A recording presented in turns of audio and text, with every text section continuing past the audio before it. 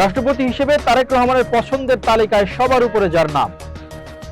দেশের আগামী রাষ্ট্রপতি নির্বাচন এবং সম্ভাব্য প্রার্থীদের নিয়ে রাজনৈতিক অঙ্গনে চাঙ্গা হয়ে উঠেছে আলোচনা।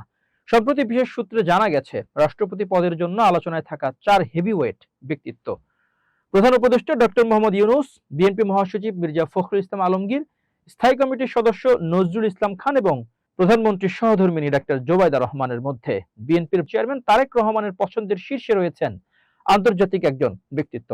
দলীয় সূত্র জানায়, দেশের বর্তমান রাজনৈতিক ও বৈশ্বিক প্রেক্ষাপটে বঙ্গভবনের দায়িত্ব কার হাতে যাওয়া উচিত তা নিয়ে দলের নীতি নির্ধারণী পর্যায়ে বিস্তর পর্যালোচনা চলছে। রাষ্ট্রপ্রধান হিসেবে আন্তর্জাতিকভাবে গ্রহণযোগ্য ও নিরপেক্ষ ইমেজকে সবচেয়ে বেশি প্রাধান্য দিচ্ছেন বিএনপির চেয়ারম্যান তারেক রহমান। আন্তর্জাতিক গ্রহণযোগ্যতা, ডক্টর ইউনূসের বিশ্বব্যাপী সুপরিচিতি ও গ্রহণযোগ্যতা বাংলাদেশের বর্তমান ও ভাবমূর্তি তুলে ধরতে অনন্য ভূমিকা রাখবে বলে মনে করছেন তারেক রহমান। রাজনৈতিক স্থিতিশীলতা: রাষ্ট্রপতি পদে কোনো সরাসরি দলীয় ব্যক্তির চেয়ে সর্বজনমান্য ব্যক্তিত্ব থাকলে তা রাজনৈতিক ভারসাম্য ও স্থিতিশীলতা বজায় রাখতে সাহায্য করবে। আলোচনায় থাকা অন্যান্য ব্যক্তিদের অবস্থান: প্রতিবেদন অনুযায়ী তারেক রহমান ডক্টর ইউনূসকে এগিয়ে রাখলেও বাকি 3 জনের বিষয়টিও রাজনৈতিক ও দলীয় বিচারে গুরুত্বপূর্ণ হিসেবে আলোচনায় রয়েছে।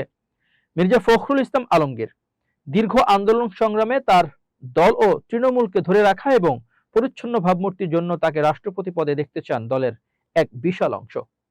অপরদিকে নজরুল ইসলাম খান, বিএনপির দীর্ঘদিনের প্রবীণ রাজনৈতিক ব্যক্তিত্ব ও দূরদর্শী নীতি নির্ধারক হিসেবে তার নামও সশ্রদ্ধভাবে উচ্চারিত হচ্ছে।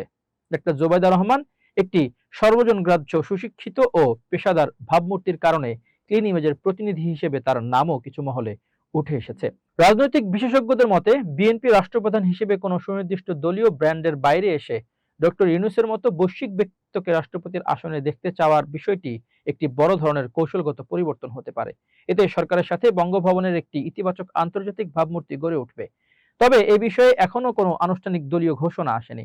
বিএনপির নীতি নির্ধারকদের বক্তব্য, চূড়ান্ত সময়ে সব দিক বিবেচনা করে সঠিক সিদ্ধান্ত গ্রহণ করা হবে।